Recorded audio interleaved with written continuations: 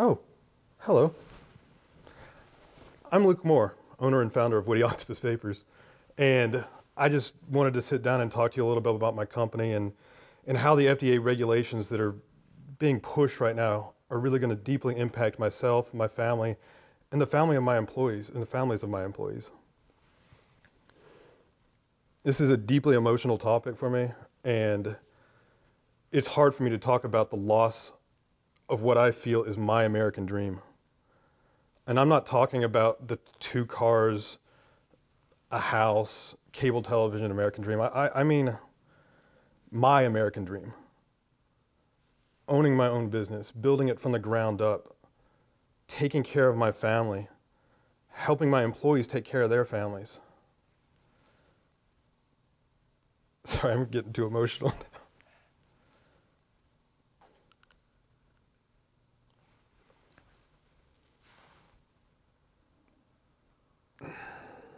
This is my American dream. And it's being taken away from me by things that I can't even control.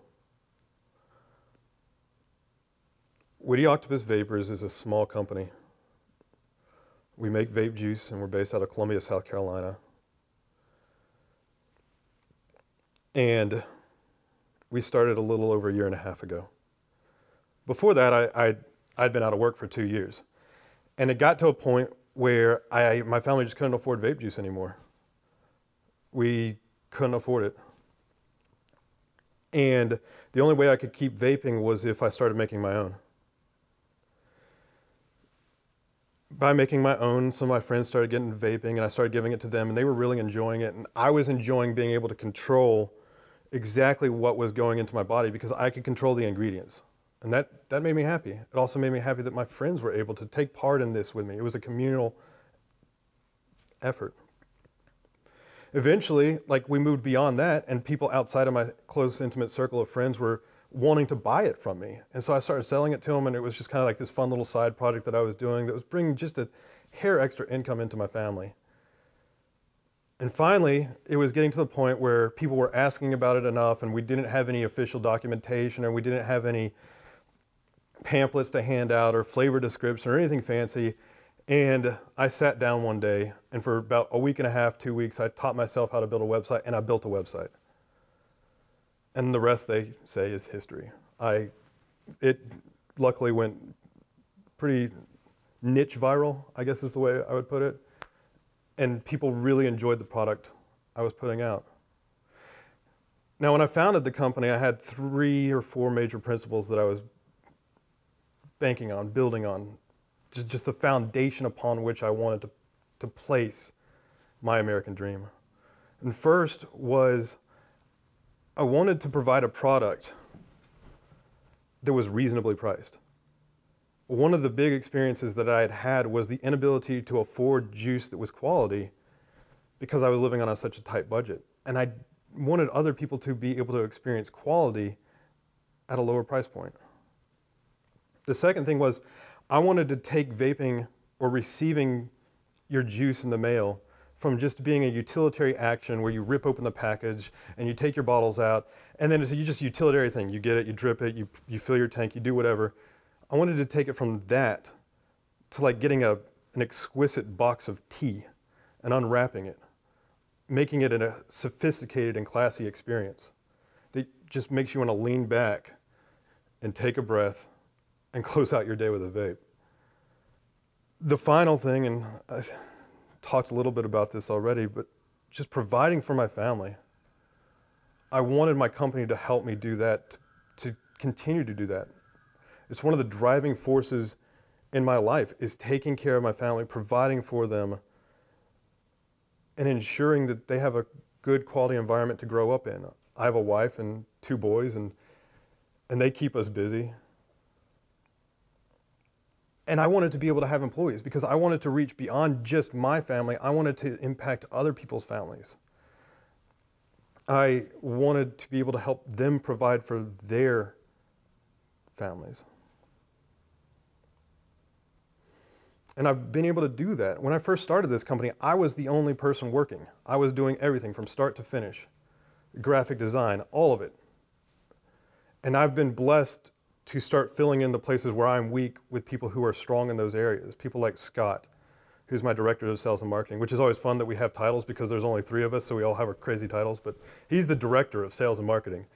And he's got a wife and 3 kids. And this industry, this job, it helps to provide for them. He depends on the income that this brings in.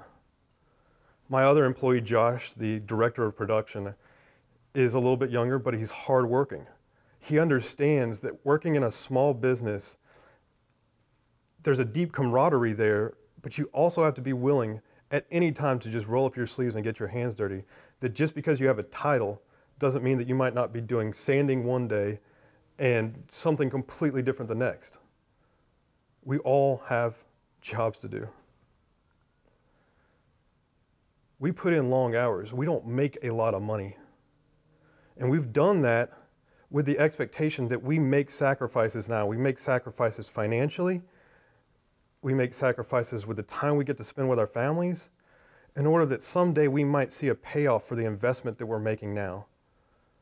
And these regulations that the FDA is pushing that are just barely on the threshold of being enacted, strip it clean. Take away all the time, all the energy, all the money that we've put into this. My business is a rarity. We're debt-free. I literally started this business with $500. And all we've done since day one, I didn't take a paycheck for the first 6 months because all I did was roll the money back in to keep growing. And we have. We've started a wholesale operation. We've improved our product prep area. We've moved into a new facility that we put our blood, sweats, and tears to renovate. And now we operate under the nebulous fear that it's all going to be taken away. Not by competition, not because our product wasn't good enough, not because people didn't want what we were selling, but because somebody decided with the stroke of a pen that we were doing something wrong. I was gonna talk right now about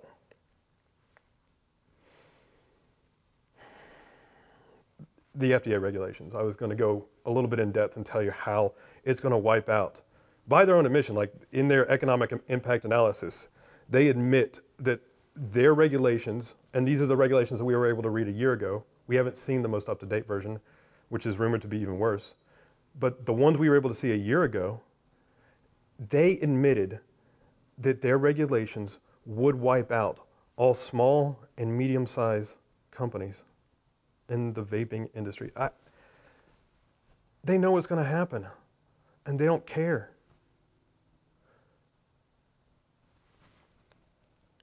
I don't, they're bad.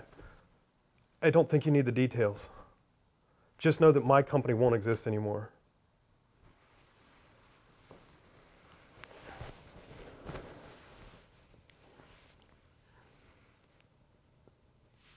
I'm going to tell something that's deeply personal to me. I watched 2 of my grandparents die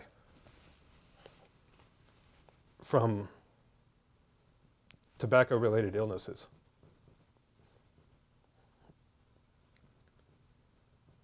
I was a smoker for a period of time. And vaping saved my life. And I've seen it improve the lives of so many people, including the lives of my employees, including the lives of my friends, and God help me, including the lives of my customers. There's a joy that I get being able to look at them, look at customers, and part of it is a financial transaction, but there's a joy that I get knowing that the thing that I'm selling them is helping my family out by providing for them, but it's also helping them out by changing their life. And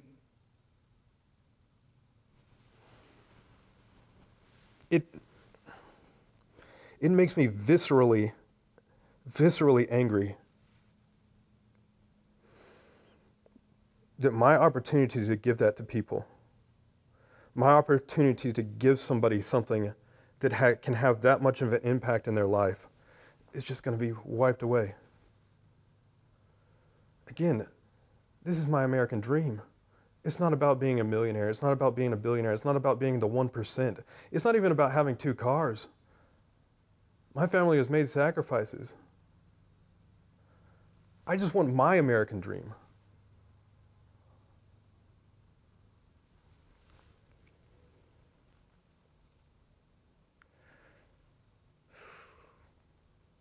There's hope. We're not at the end of our rope yet. These regulations have not been enacted. They haven't been forced down our throats yet. We can still stop them. We can combine our voices. The crazy thing about these regulations is they only grandfather things that existed prior to 2007. I want you to stop. If you're a vapor, I want you to stop and I want you to look around. I want you to look at the mod. I want you to look at your juices. I want you to think about that. Now, if you're a non-vapor, I want you to stop and think about the vape shops that have been opening up in your local community, the jobs that they've been providing, the people that you've seen in bars and on the street and in their cars that have been vaping. Now, imagine that all gone. Because I can almost assure you that none of that was in the market before 2007. You're talking about a regulation that will drastically change the landscape of our country, both financially and culturally. So what can we do? First off, the good thing about all those vape shops that you've been seeing opening up and all the people that you've been seeing vaping is that we know that our numbers are stronger than ever. There are more people vaping out there and more people whose lives will be impacted by this and more people who have a need to have a say in this.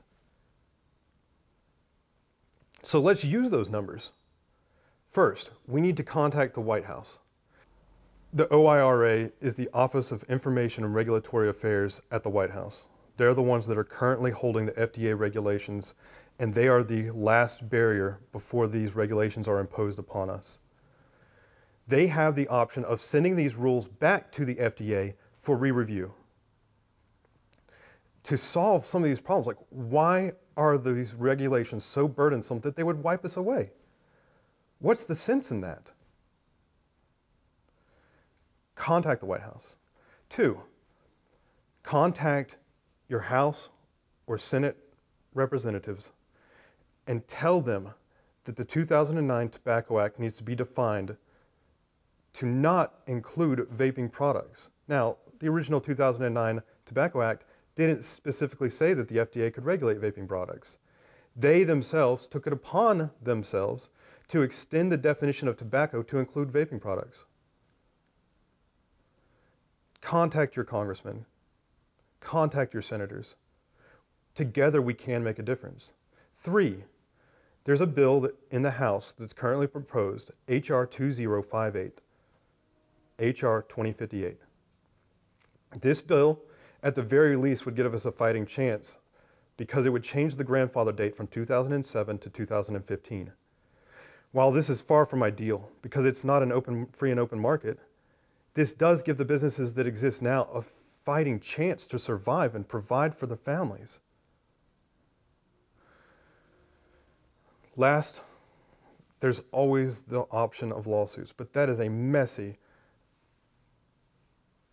situation. I assure you that vape companies and vapors in general are banding together to fight this, long term if need be, through lawsuits if need be. But the sad reality is lawsuits are expensive. Lawsuits take a long time. I can't survive a long time without income into my company. We might be debt-free, but that doesn't mean we don't have bills. So that's the messiest option, but it exists, and we will fight this. We will fight this tooth and nail every inch of the way. Don't become so downtrodden if we lose a battle. This is a war. It's going to take a long time, but we can do it. Now, this is partially the history of my business and partially a call to action video. If you've made it this far, thank you. Thank you for taking the time to sit down with me and learn a little bit more about myself and my business. If it doesn't move you to take action, I personally, I understand that. I've been on the other side of that camera. Or screen in this case, but sure, I've been on both sides. And I haven't done anything. I've watched people plead with me to take action, and then I've done nothing. But this is personal. This is my life. This is my family. These are my employees. These are the people that I love and care for, and we're all going to be impacted, and we're only one small microcosm of a much larger industry. One small company might not mean much to you. You might have never heard of us, and you might have never bought juice from us. But I assure you that there are hundreds, if not thousands, of other small companies that are in the exact same spot that I am. They're not just blessed enough to know two guys who have a camera that can come over and actually help them make a video. I'm lucky enough to have that. And angry enough to make this. Please, help us out. Take action. Finally, I may never get the opportunity to look these regulators in the eye, man to man, woman to man, whatever it is. I might not. This might be the closest I ever get to come to looking them in the eye, proverbially, and saying, let me build, let me employ, let me compete. If I fail, let it be my fault, not something that was just taken away from me. Let me live my American dream. Thank you very much. I appreciate your time. If this moved you, if you appreciate my message, if you think that it's something that's relatable to you, please share this video. I think the more people that understand how this is going to impact us, the better.